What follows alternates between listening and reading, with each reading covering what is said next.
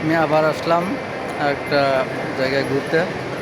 যাই হোক, আমার ঘুরতে ভালো লাগে, কাজের পাশাপাশি বেড়াতে ভালো লাগে, বেড়ালে মনটা ভালো লাগে। সেই